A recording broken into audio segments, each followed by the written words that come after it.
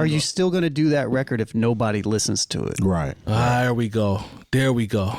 You know what I mean? That's the part. Or does your art actually reflect anything about who you are, or you just playing a role of somebody that will fit into the narrative that you think will sell? What I noticed about Treese is there's a lot of talent in this city. So I pose a question.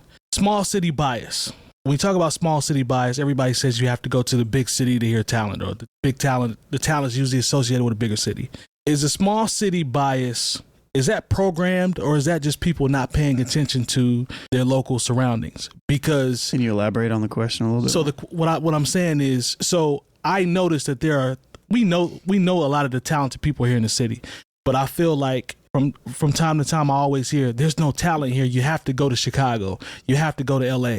You have to go to New York. You have to go to these locations to find talent. And I'm like, no, talent is here, but I don't know if people are truly paying attention or actually trying to pay attention to the local talent and actually support them. Because I saw plenty of people on Saturday that are extremely talented, and it's right here in Indianapolis. And I don't know if that's just like I said, a lack of people paying attention, or is it just people buying into the stereotype that you have to go to the big city to find talent? Do you see what I'm saying? I see what you're saying, but in the same token, because I think that's a thing.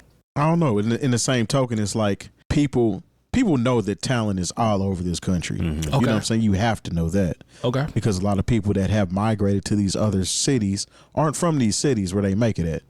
But in the same breath, you going to that city does not guarantee you a spot in the industry. And I think a lot of it has to do with record execs and people that are so-called gatekeepers or have their eyes or ears to the street, only focus on those main areas. So it's going to be Chicago, Atlanta, California, and New York until one person from some area pops off, and then they flood the gates. They want to go there and try to find everybody. You experienced that being in St. Louis. Exactly. As soon as Nelly got on, then they wanted everybody from St. Louis. Right. Here, there's people. There are a lot of people here that are actually in the music industry that are more so behind the scenes. I think the only thing that hasn't happened here is somebody from hip hop hasn't made it. There's been a lot of people, R&B producers, songwriters, execs, even that are from here. Snoop Dogg's latest signee, the October London. He's from Indiana. Sounds just like Marvin Gaye. He's from Indiana. The only part that's not tapped into is the hip hop side of things here as far as being an artist. But other than that, I think it's we're in a different day and age where, like we've talked about before, your internet presence and your followers and things like that make a difference too. You talked about, speaking to Paris Ledane, Issa Rae shouted her out a few years back and kind of helped create her wave a little bit. Right. Now, she didn't pop off super big or anything like that. But just like her song is in a episode of Insecure. Exactly. Right? So those little things like that, being able to connect to somebody online is kind of more important nowadays than actually being physically there, in my personal opinion. Well, what do you think, Jay? I talked to a couple artists, and one of them said something that's kind of crazy to me. He said, do you think I got to go out of town to blow up there, and then maybe, Indianapolis will get behind me? And I said, you know what? It wouldn't be the first time that happened. There we go. We go. Sometimes it's almost like with, if you've got a child and, there's a toy they haven't played with or they've ignored for however long. If they see somebody else pick up that toy, they're going to want to play with that toy. Right. And sometimes it does come down to where, with the small time mindset, and the thing is, honestly, there are towns that are a lot smaller than Indianapolis that have figured out how to get their artists out there. Like, shout out to Memphis. You know what I'm saying? True. Nate Jeezy just brought that up in the chat. And, you talk about how they get around us, but, they've had that look for well over 2 or 3 decades now. Right. To where they've been recognized on a national level. And they had somebody that, quote unquote, went from Memphis. Yeah. You got to have that. Terry's talking about that one. They've had a couple of those early on. Because even with, the whole, the way the Lunatics blew up, they had connections out of town, in Atlanta and New York with Cool Their Love. DJ was DJ World, which is from here. Yeah. So, we talk about that, sometimes you got to have that person in the other city to, and make it a regional thing. Right. I just think that, with indie, there is so much talent. And I just think for a while, you know, and I don't want to put this on and I don't want anybody to feel some kind of way about this. Like, they're waiting for somebody to come get them. That's the part I'm speaking to when I say negligence. Is that now? I think Indianapolis has a more independent mindset. It is like, look, we're from Indiana. We're not just going to do a version of what they do in Atlanta, a version of what they do in New York, or a version of what they do in LA. We're going to do Indianapolis. I mean, like, that's what's so incredible about having a hip hop festival here in Indianapolis, which is by and large supported and run by Indianapolis artists. True. Yes. So and plus with the new record, you know, economy, you know, you're not going, you know, 𝐵_SWIFT was on the panel with me. Shout out to him. Gave me some game. You know, we were just talking about radio and how things move and how radio hasn't broken a record in 10 to 15 years. Yeah. You know, if you think that like getting your song played on the radio is going to change your life in 2023, no. Nah, sadly, Just, you know, at one point, like, because, you know, like there's always that part in the in the biopic movie about the group or whatever where they hear their song on the radio and their life changes. No, doesn't happen like that anymore. It doesn't. Anymore. I literally just seen somebody make a post about that today on Facebook. About and this happens every few years. The radio station needs to support local artists. I saw that post. It doesn't work like that, and it's like it's matter. A recycle. It doesn't matter. It's a recycled conversation that keeps getting brought up, and it doesn't matter. You bring up 𝐵_SWIFT. 𝐵_SWIFT actually had a time slot where he would play local artists on certain days. Yep. But it doesn't matter if he's playing it on the radio or not. If you're not reaching more than just those people in that 1 hour, right, that the stuff is being played. You know, and even before that, you know, Rec One used to play. Yep, he sure did. He used to play a local record on Fridays. He used to play one every night before the 9 o'clock Mickey Ficky mix. You're right. And you know what? That's dope. But the people wouldn't have it. You know, would it be registered with BDS? Did they have something else for people to connect with that song? No clean versions. The fact that you guys saw that post today in 2023, that's a extremely outdated thought process. It is based off what we know in terms of how things move around now, right? Like that's beyond outdated. It's not. I'm not. You know, it's not about trying to down radio. It's just the truth. Like the social media and everything has expanded everything. The reach, like you can reach so many more people now by, you know, using multiple, you know, avenues to get to these people. TikTok, Instagram, Facebook. Like that's what we do. You know, that's exactly. I guarantee you those people. There are people who came up and maybe spoke to one of us. They probably have never listened to the show through one of the traditional podcasting. Right. You know, apparatus, right. You know, but they may have seen us on YouTube, or TikTok, yeah. or you know, or Instagram. And it could have been, like you said, it might not have been the full. You know, Lone would know the numbers better than I would, but it could have just been a short that came up in the algorithm or something. It's like, oh, who are these guys? And they went through the rabbit hole and went back and done the research. It happens like that. I do that with people that I'm not aware of that might pop up in an algorithm. It happens like that. It can be that fast, you know. Yeah. But jump in, Lone.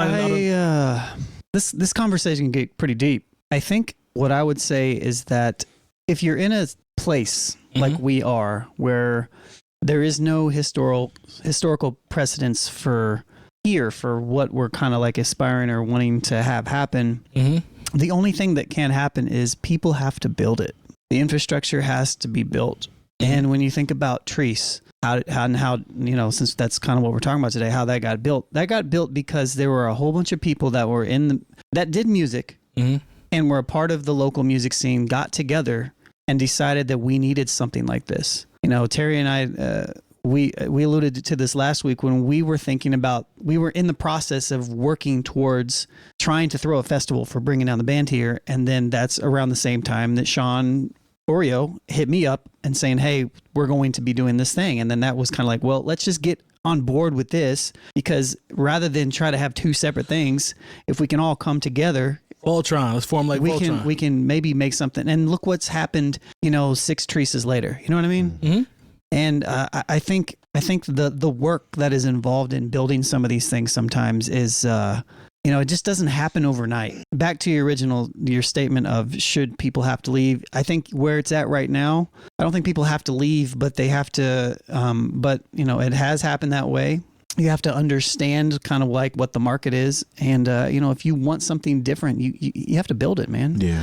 And everybody sitting at this table is a part of something that we have built something significant within the city that didn't exist before. Yeah, true. And too, didn't mean to cut you off. No, you're good. Done. No, you're good. A lot of people go to these cities and run back here. Because they weren't welcome, like as soon as you got here, you got put on. It just doesn't work like that. So more often than not, you're going to end up back here, and people are going to start to. I'm surprised people haven't already start paying attention more to what we have going on here as far as the music culture, because they should start picking up and coming here and kind of pulling people up the rank, so to speak, and put them on pretty much in position to win. But to your guys' point, we don't have that top tier artist. We don't have that one person that's blown.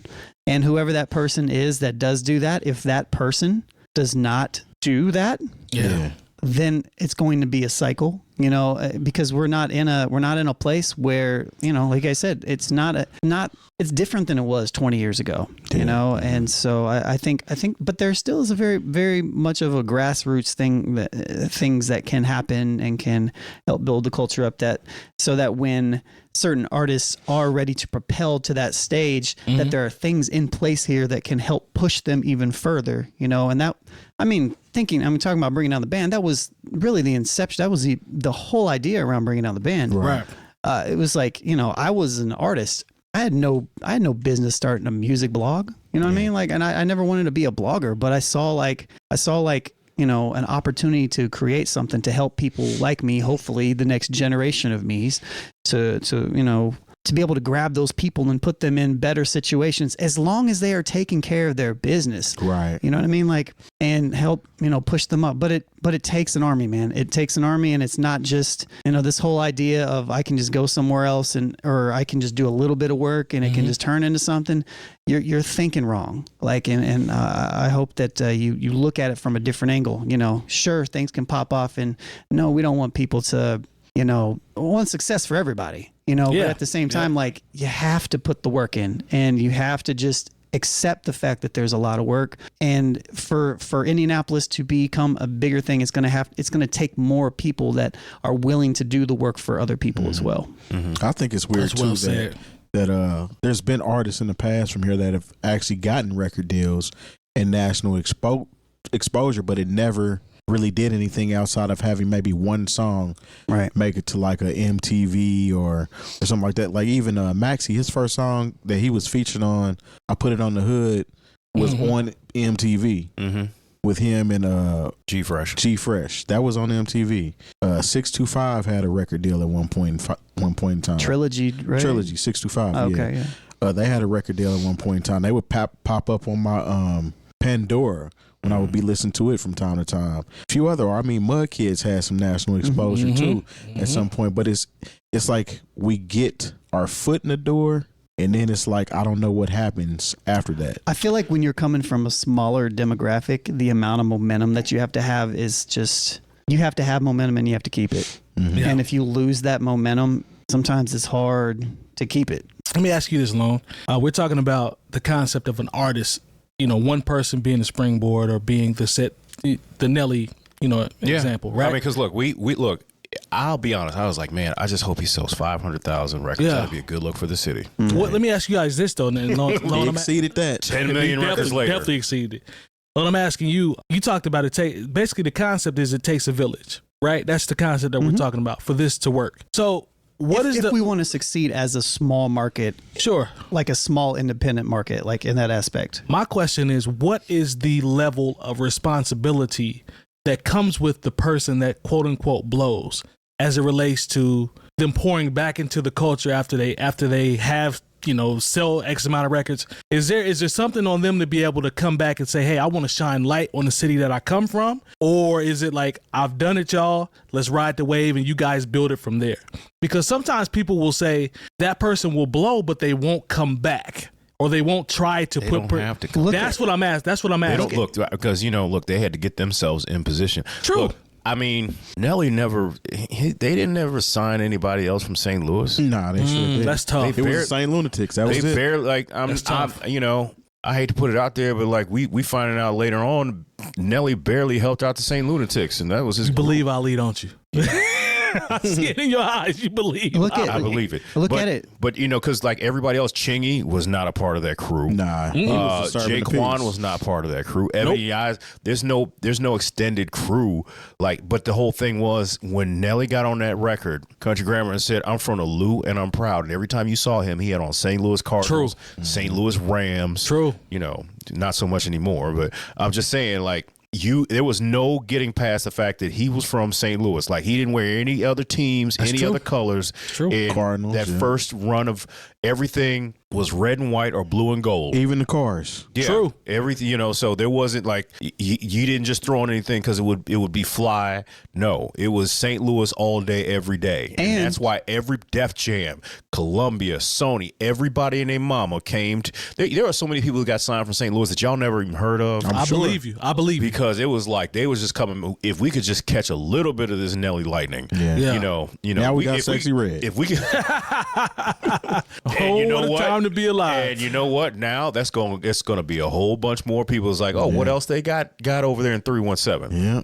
That's not 317. Yeah, don't get it confused. I'm sorry, 314. Hey, 314. Come on now. 314. Come on now. Yeah, no, you're gonna strip all do not claim her. You're gonna strip all the flowers away from what we just been talking about. Don't do that. Lone, I'm just saying though. What were you gonna say, Lone? I think you were about to interject. I was gonna say, look at it in the same sense of like how Mike Epps treats it. Yeah. In Indianapolis. I love Mike Epps for that. He put Like, Nap or Nothing on his TV On show. his TV show. That's on now. huge, Man, bro. that is somebody, and I don't know about people from other cities or other states, but that dude champions this city.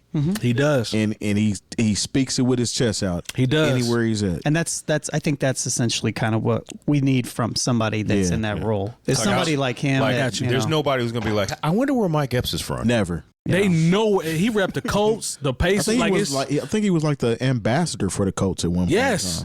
And he rocks with the Colts and the Pacers, and it's all of you've seen. It's all through the TV show. TV show. There's IU stuff in there. There's I'm sorry, Purdue, but there's a lot of IU stuff on Mike Epps' show. The Colts, Colts, Pacers. The one of his episodes was set at a Pacers game. At a Pacer game, yeah. I also think that it also has to be somebody that is likable. Yeah. And that people want to get behind. Which Mike Epps checks both of those from a comedic standpoint. Like to me, I would have a much easier time personally getting behind certain artists that blow up than others. And maybe that's true. Maybe it shouldn't be that way. But I think there is something to be said about it's real. The quality of artists that gets put on, because if Sexy Red is from Indianapolis and she is that person, it's like well, Kitty Red's from Indianapolis, and they're saying that they're very similar. I've never heard of her. I'm sleep on that. You got to put me on game on that.